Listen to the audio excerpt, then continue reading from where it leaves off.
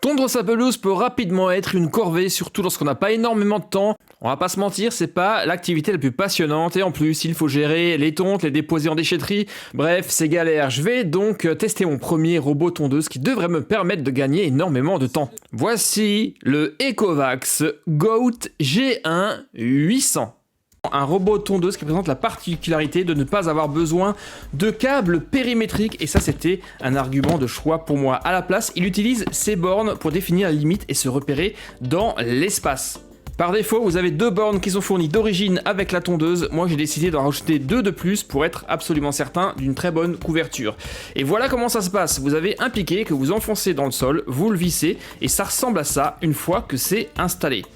Alors c'est blanc, c'est très visible, perso j'aurais préféré le voir en gris ou peut-être même en vert pour que ça se fonde dans le décor, mais bonne nouvelle, les piles sont fournies avec chacune des bornes et il vous faudra 3 piles de ce type pour faire fonctionner l'ensemble. Et maintenant, déballage. Et voici la bête. La première chose qui frappe, c'est la qualité de fabrication de cette machine. Elle est tout simplement magnifique. Vous le voyez, bardée de capteurs, une caméra 360 degrés sur le dessus et des caméras sur le devant pour se repérer dans l'espace, mais également détecter tout obstacle. Nous allons bien entendu tester ça tout à l'heure. Ici, une antenne souple qui permet de se connecter aux balises pour se repérer dans l'espace. Et sincèrement, c'est la plus belle tondeuse robotisée que j'ai vue sur le marché à ce jour. La qualité de fabrication est au-dessus de tout soupçon. La tondeuse est bien entendu équipée du bouton d'urgence stop comme toutes les tondeuses et sous son capot, vous avez ici le potentiomètre de réglage de hauteur de coupe et ici le panneau de commande. À savoir également que l'arrière de la tondeuse dispose d'une poignée très profonde qui permet de transporter et de déplacer facilement l'appareil. En ce qui concerne le dessous, vous avez 2 roues à l'avant pour le guidage, au milieu le plateau rotatif avec les 3 lames de rasoir qui va se charger donc de la coupe de votre gazon, à savoir qu'un jeu supplémentaire est fourni d'origine et ici le logement de la batterie. Quant à la station de recharge, eh bien, elle est tout aussi belle que la tondeuse dans les mêmes coloris. Vous avez sur le dessous également une petite brossette qui va se charger de nettoyer la caméra 360 degrés. Et voilà ce que ça donne une fois que la tondeuse est couplée sur sa station de recharge. Bien entendu, elle ne protège pas du tout des intempéries, mais je possède également le garage que vous verrez tout à l'heure. Un accessoire indispensable que je vous conseille vivement d'acquérir avec cette tondeuse. Et maintenant, il est temps de procéder à la mise en service. Je vais faire ça un peu à la va-vite parce que je suis impatient de la tester et je vais la mettre dans un coin, un endroit qui n'est pas forcément adapté. Son emplacement définitif va venir après les travaux. Ah, je vous ai pas dit, il y a également un petit logement au-dessus de la base pour ranger le cache de la caméra ainsi que votre jeu de lame. Et maintenant il est temps de procéder au rechargement de la bête et pendant qu'elle recharge, on va mettre en service les balises. Et ça c'est extrêmement simple, il vous suffira donc d'insérer les 3 piles dans le logement sur le dessus de la balise, de fermer, d'attendre le petit bip, de placer ça sur le coin de votre terrain et ensuite dans l'application de scanner le QR code qui se trouve sur chacune des bornes.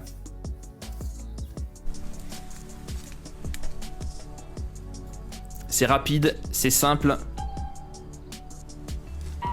et ça fonctionne du premier coup.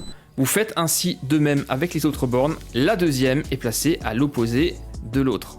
Ensuite, étape primordiale, la cartographie. Là, vous allez devoir suivre manuellement votre robot et lui indiquer tout le pourtour de votre terrain. À savoir qu'une cartographie automatique existe également. Si votre terrain n'est pas trop compliqué, moi j'ai décidé de le faire à la main parce que c'est pas forcément droit. On a ici un terrain en L. Une fois que la cartographie est terminée, le robot va se balader tout seul de manière aléatoire sur tout votre terrain pour se calibrer, se repérer dans l'espace, repérer les extrémités, les bordures, les obstacles, mais également les barrières virtuelles que vous aurez configurées au préalable. Moi, par exemple, j'ai un trampoline et j'ai dû mettre des barrières virtuelles autour des pieds pour éviter que la tondeuse ne s'y prenne dedans. Voilà, donc elle se balade. Une fois qu'elle aura bien repéré et décidé que la cartographie est complète, la tondeuse revient automatiquement à sa base et c'est maintenant que le côté fun va commencer, à savoir la tonte. Nous sommes partis pour un tout premier essai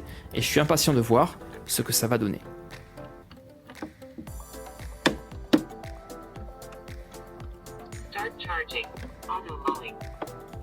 Et on est parti. Et la première chose qui frappe lorsque vous mettez en service cette tondeuse pour la première fois, c'est le silence de fonctionnement. C'est hallucinant, ça n'a absolument rien à voir avec une tondeuse de type électrique comme celle que j'avais, et encore moins avec une tondeuse à essence. La seule chose que vous entendez, c'est le bruit de l'herbe qui se coupe. Ici, pas de bruit de moteur, pas de rotation, rien du tout, c'est le silence total.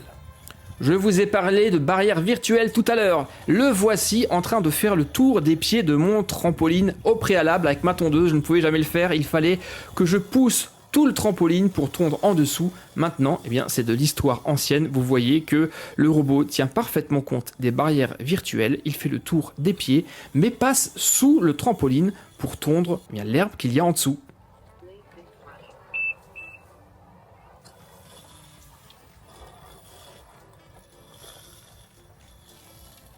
Alors c'est franchement bluffant hein, quand vous testez pour la première fois un robot tondeuse qui plus est qui fonctionne sans câble périmétrique. Vous pourriez passer des heures à l'admirer, à regarder se repérer dans l'espace.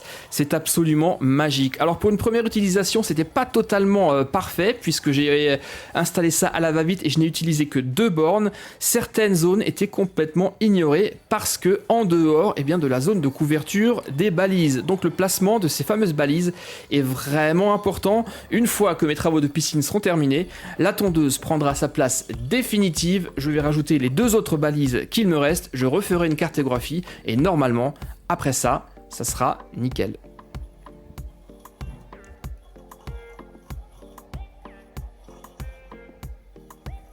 Et justement, parlons-en, les travaux ont bien avancé, la piscine est sortie de terre et la base a trouvé sa place définitive avec, vous le voyez, le garage, accessoire indispensable pour protéger la station et votre tondeuse de la pluie et du soleil. Et là, c'est le jour et la nuit. Elle ne rate plus aucune zone. Il est temps maintenant de faire un test d'évitement d'obstacles puisque cette tondeuse est intelligente. On va donc commencer par le test de la balle. Et je vais prendre une toute petite balle, format balle de pétanque. Je vais la mettre dans le champ de la tondeuse et on va voir ce qu'il se passe. Regardez, instantanément, le Goat G1 détecte un obstacle, fait demi-tour et rebrousse chemin. Tond dans l'autre sens. On n'a pas pu piéger la tondeuse. Alors on va voir ce qui va se passer lorsque la tondeuse va revenir dans le sens inverse. Là vous avez une nouvelle fois la balle qui est en plein dans son champ. Directement, sans toucher, elle fait demi-tour. Donc en ce qui concerne le test d'évitement d'obstacles de type balle, c'est complètement validé. Maintenant, on va aller au-delà.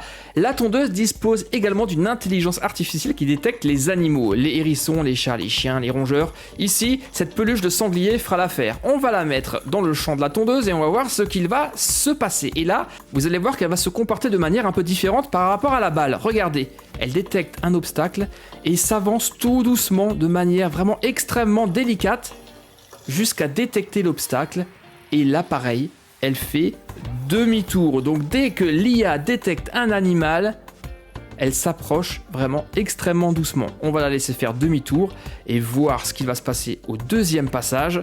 Si l'animal est toujours détecté dans son champ, dans son rayon d'action, c'est le cas. Regardez, elle ralentit, elle est presque à l'arrêt. Demi-tour, tonte en sens inverse. C'est réellement bluffant et la tondeuse ne prend aucun risque. Regardez là par exemple, elle pourrait très bien passer, mais elle détecte qu'il y a quand même encore un animal sur le côté qui pourrait bouger. Eh bien, elle fait une nouvelle fois demi-tour. Et c'est uniquement au 4e passage, lorsqu'elle se rendra compte qu'elle est vraiment largement de côté, qu'elle pourra continuer tranquillement son chemin.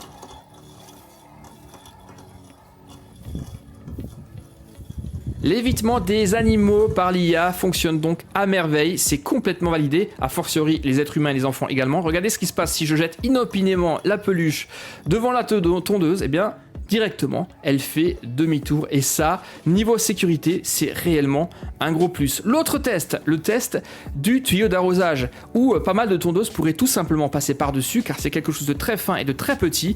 On va voir ce que le Goat va en faire, est-ce qu'elle va détecter tout ça ? Et oui, tout comme le test de la balle, la tondeuse fait immédiatement demi-tour. Donc plus aucun risque avec votre tuyau d'arrosage. Vous pouvez le laisser traîner, ça sera complètement validé. Et la tondeuse enregistrera l'emplacement où elle aura fait demi-tour et passera ultérieurement aux endroits où elle n'a pas pu passer parce qu'il y avait un obstacle dessus. Petite vue sur la gare, vous m'excuserez, le niveau de propreté, il a plu quelques jours avant, mais en tout cas c'est vraiment très bien, surtout lorsque votre station est en plein soleil. Ça protégera efficacement votre tondeuse des rayons lumineux et également de la pluie, un accessoire indispensable qui s'intègre à merveille avec la station de recharge.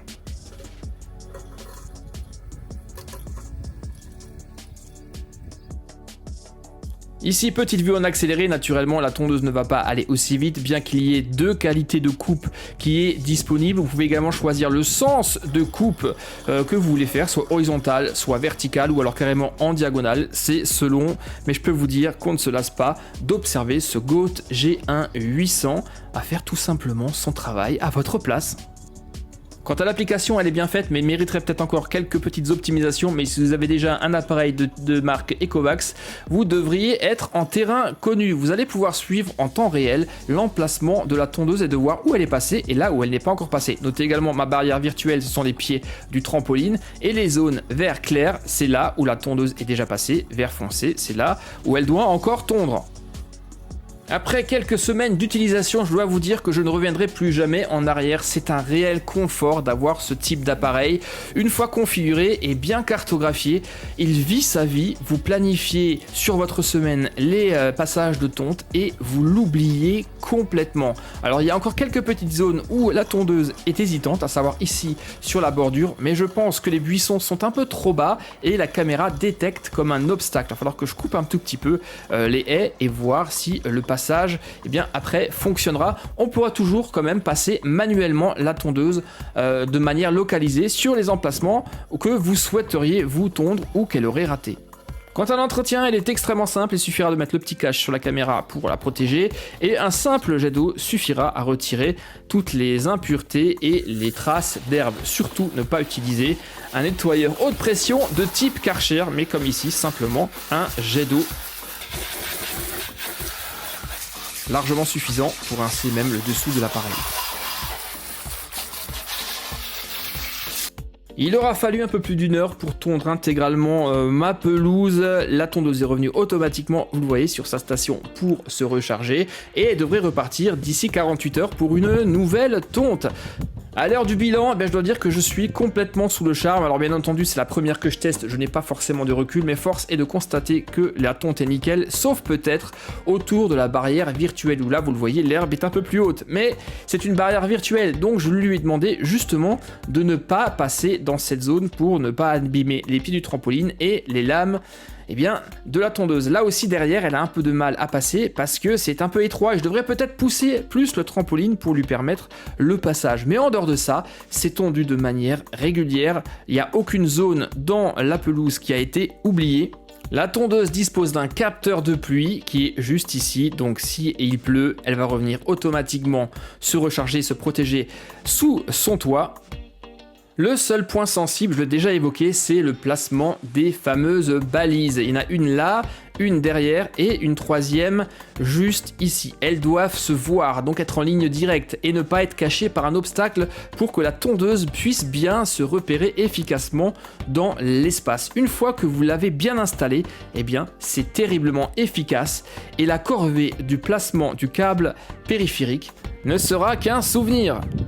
Donc voilà, moi ce que je peux vous dire, c'est que je suis pleinement satisfait de ce Ecovacs GOAT G1 800. Ce qui m'a frappé le plus, c'est le silence de fonctionnement. Là, c'est vraiment un confort absolument incroyable, surtout de ne plus avoir à ramasser les tontes d'herbe et d'avoir à les vider. Honnêtement, ça va vous faire gagner un temps incroyable. Une tondeuse donc parfaitement adaptée pour mon terrain, je peux vous la conseiller, elle fonctionne bien pour peu que vous la placiez correctement. Maintenant, chacun a des terrains de tailles différentes et de formes différentes, mais la tondeuse est assez intelligente pour s'adapter à tout type de terrain, des terrains jusqu'à 800 mètres carrés quand même. Si ce test vous a plu, n'oubliez pas de me laisser un petit pouce et nous on se retrouve peut-être très prochainement pour un prochain test de robot tondeuse sur la chaîne. Merci à tous et à très bientôt, bye bye, ciao.